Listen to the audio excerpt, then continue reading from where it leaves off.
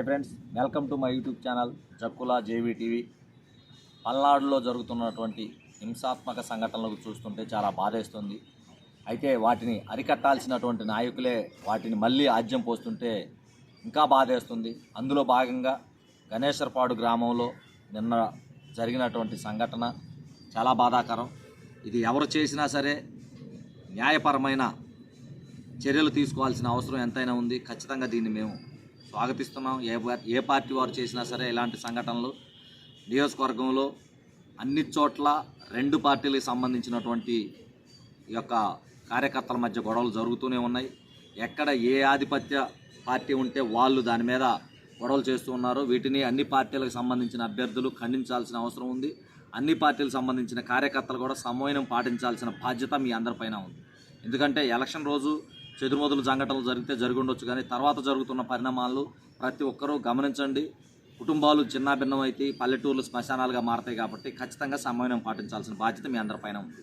కానీ ఈ యొక్క అభ్యర్థులు ఎవరైతే ఉన్నారో వీరి ప్రసంగాలు, ముఖ్యంగా కాసు మహేష్ రెడ్డి గారు, అనిల్ కుమార్ యాదవ్ గారు గణేశ్వరపాడు గ్రామం వెళ్ళి వాళ్ళు చేసిన ప్రసంగాలు చూస్తుంటే బాధ అనిపించింది. ఖచ్చితంగా మీ పార్టీకి పనిచేసిన వ్యక్తులు కాబట్టి వాళ్ళని ఆదుకోవాల్సిన బాధ్యత మీకు ఖచ్చితంగా ఉంది. వాళ్ళకి ధైర్యం చెప్పాల్సిన అవసరం కూడా ఉంది. మీరు వెళ్ళటం సరైన సమయానికి వెళ్ళారు, అందులో ఎటువంటి ఇబ్బందికర పరిస్థితి అయితే లేదు. కానీ వెళ్ళిన తర్వాత మీరు చేస్తున్న ప్రసంగాలు చూస్తుంటేనే వారిని పరామర్శించడానికి వెళ్ళారా, లేకపోతే వారిని ఇంకొంచెం ఇబ్బందుల్లోకి పడేయడానికి వెళ్ళారా అని చెప్పేసి ఆలోచన చేయాల్సిన అవసరం ఏర్పడింది. ఈ రోజున మీరు మాట్లాడుతూ ఆ గ్రామంలో మీరు ఈ రోజున ఇలాంటి చర్యలకు పాల్పడ్డారు. మేము 10,000 మంది సైన్యాన్ని తీసుకుని వస్తాం, లేకపోతే బయట నుంచి జనాలు తీసుకుని వస్తాం, మేము మీ ఇంటి మీద దాడులు చేస్తే పరిస్థితి ఏంటని, కానీ లేకపోతే అధికారం మాదే వచ్చుద్ది, వచ్చిన తర్వాత మేము సినిమా చూపిస్తాము, అట్టు పెడితే అట్టున్నర పెడతామని చెప్పేసి మీరు మాట్లాడుతున్న పదజాలాలు చూస్తూ ఉంటే ఆ గ్రామంలో శాంతిని నెలకొల్పడానికి వచ్చారా, మీరు ఇంకా శాంతిని లేకుండా గొడవలు ఎక్కువ చేయడానికి వచ్చారా అని చెప్పేసి భయమేస్తుంది.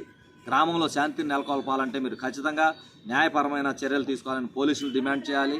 అలానే ఎవరైతే దాడుల్లో పాల్పడుతున్నారో వారికి సంబంధించిన మీ యొక్క వ్యతిరేక అభ్యర్థికి మీరు ఖచ్చితంగా తెలియచెప్పాలి. ఇలాంటి సంఘటనలు జరిగితే అభ్యర్థులుగా మనకు వచ్చిన నష్టం లేదు. ఖచ్చితంగా గ్రామాలు చిన్నభిన్నం అవుతాయి. కాబట్టి ఏ పార్టీ కార్యకర్తలు ఎక్కడ ఎక్కువగా విజృంభిస్తారో అక్కడ కార్యకర్తలను కట్టడి చేయాల్సిన బాధ్యత అభ్యర్థుల మీద ఉందని చెప్పేసి మీరిద్దరూ మూకుమ్మడిగా అనుకొని గొడవల్ని ఆపాల్సింది పోనిచ్చి ఈ వంతున రెచ్చగొట్టే విధంగా మీరు వ్యాఖ్యలు చేస్తూ ఉంటే ఈ గొడవలకు అంతం ఎప్పుడు అనేది మేము ఒక సామాన్యుడిగా ప్రశ్నిస్తున్నాం.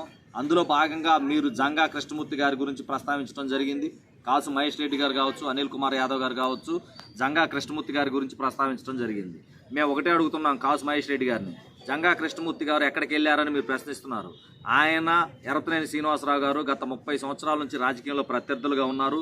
మీరు పరామర్శ చేసినటువంటి గణేశ్వరపాడు గ్రామంలోనే ఇద్దరు ప్రత్యర్థులుగా పోటీ పడ్డారు.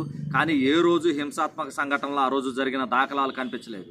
కానీ మిమ్మల్ని గెలిపించిన తర్వాత మీకోసం ఎలక్షన్ చేసిన 2019లో కూడా ఆ గ్రామంలో ఎలాంటి సంఘటనలు జరగలేదు. కానీ ఈ రోజున 2024కి ఎందుకు ఆ గ్రామం అట్టుడుకుపోయే పరిస్థితిలోకి వెళ్ళిపోయిందంటే దానికి కారణం మీరు కాదా అని చెప్పేసి నేను మిమ్మల్ని ప్రశ్నిస్తున్నాను.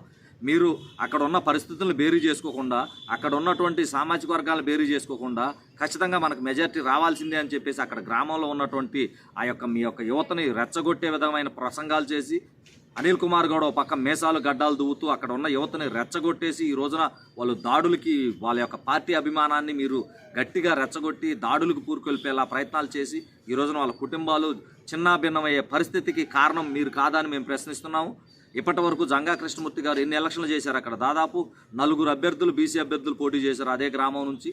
అదే గ్రామంలో వాళ్ళు ఎలక్షన్ చేశారు, కాంగ్రెస్కి కానీ వైసీపీకి కానీ. మరి 20-30 సంవత్సరాలు బట్టి ఏ రోజు జరగని గొడవలు 2024 మీ హయాంలోనే ఎందుకు జరుగుతున్నాయి అన్న దానికి మీరు సమాధానం చెప్పాల్సిన అవసరం ఉంది. అలానే అనిల్ కుమార్ గారు మాట్లాడుతూ జంగా కృష్ణమూర్తి గారు ఏదైనా సంఖ నాగుతున్నారా అన్నట్టు మాట్లాడారు. ఇది చాలా తప్పండి అనిల్ కుమార్ గారు. మీరు ఇలాంటి పదాలు మాట్లాడే పల్నాడులో మీరు యాదవులకి ఆజ్యం పోశారు గొడవలు అవటానికి. వాళ్ళు ఈ రోజున గొడవలు పడుతున్నారంటే సగం కారణం మీరే. అయినా మళ్ళీ ఇంకా రెచ్చగొట్టే వ్యాఖ్యలు మీరు మానుకోలేదు. ఆయన సంకలు నాగటం కానీ కాళ్ళు పట్టుకోవడం కానీ కృష్ణమూర్తి గారికి చేత కాదు.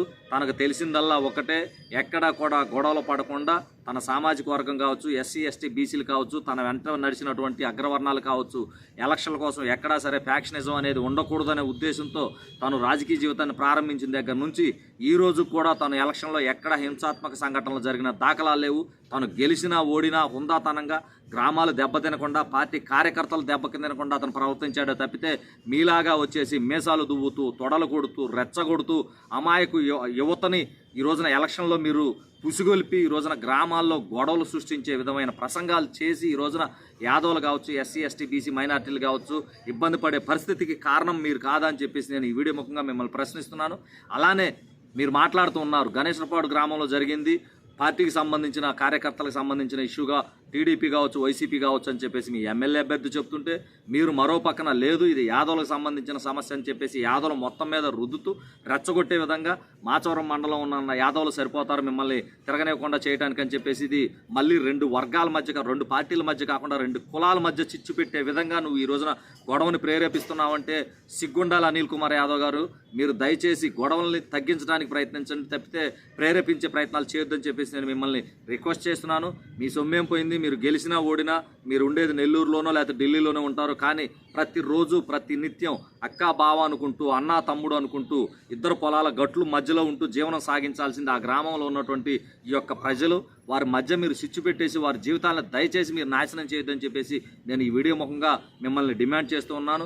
ఏది ఏమైనప్పటికీ పల్నాడు ప్రాంతంలో గురజాల నియోజకవర్గంలో ఎరపతనేని శ్రీనివాసరావు గారు, జంగా కృష్ణమూర్తి గారు ప్రత్యర్థులుగా ఉన్నప్పుడు జరిగినటువంటి గొడవలు ఈ రోజున తారాస్థాయికి చేరి పల్నాడు ప్రాంతం గురజాల మరీ అట్టుడికిపోయేలా జరుగుతుందంటే ఖచ్చితంగా దీనికి అంతటికీ కారణం ఎవరో గ్రామాల్లో ఉన్నటువంటి ప్రజలు కూడా తెలుసుకోవాలని చెప్పేసి నేను ఈ వీడియో ముఖంగా మీ అందరికీ రిక్వెస్ట్ చేస్తూ, ఏది ఏమైనప్పటికీ ఖచ్చితంగా బడుగు బలహీన వర్గాలకు సంబంధించిన అభ్యర్థిగా జంగా కృష్ణమూర్తి గారు తప్పనిసరిగా మీ అందరికీ అండగా ఉంటారు. మీరు ఎట్టి పరిస్థితుల్లో దాని గురించి ఆలోచించాల్సిన అవసరం లేదు.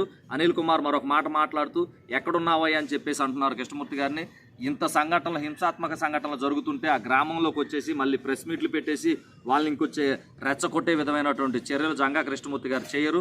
తనకు తెలుసు హింసాత్మక సంఘటనలు ఏ విధంగా రూపు మాపాలి, ఆ సంఘటనలు జరగకుండా ఏ విధంగా చేయాలని చెప్పేసి తనకు ఒక ప్రణాళిక అంటూ ఉంది. గత 30 సంవత్సరాల నుంచి వాళ్ళు రచించిన ప్రణాళికే అది ఈ రోజున హింసాత్మక సంఘటనలకు మళ్ళీ తావిచ్చే ప్రమాదంలోకి వెళ్ళిపోయింది. కాబట్టి ఖచ్చితంగా వారు దీని మీద వారి పెద్దలతో, పోలీస్ డిపార్ట్మెంట్తో కావచ్చు పెద్దలతో కానీ మాట్లాడేసి ఖచ్చితంగా ఆ గ్రామంలో గొడవలు జరగకుండా చర్యలు తీసుకుంటారని చెప్పేసి మేము ఆశిస్తున్నాం. ఏదేమైనప్పటికీ గణేశ్వరపాడు ప్రాంతంలో ఉన్నటువంటి ప్రజలందరికీ ఒకటే మేము రిక్వెస్ట్ చేస్తున్నాం, దయచేసి మీరు సంయమనం పాటించండి. ఈ రోజున పార్టీ నాయకులు వస్తుంటారు, పోతుంటారు. వాళ్ళు చెప్పే ప్రసంగాలు విని దయచేసి మీరు ఆవేశానికి లోనైతే ఖచ్చితంగా ఆ గ్రామంలో ప్రతిరోజు ప్రతి నిత్యం కళ్ళెదుట జీవించే మనమే ఇబ్బందులు పాలవుతాం. కాబట్టి తప్పనిసరిగా మీరు ఈ విషయాన్ని గుర్తుంచుకొని సంయమనం పాటించి గొడవలు లేకుండా ప్రశాంతమైన జీవితాన్ని గడుపుతారని ఆశిస్తూ జై జవాన్, జై కిసాన్, జై హింద్.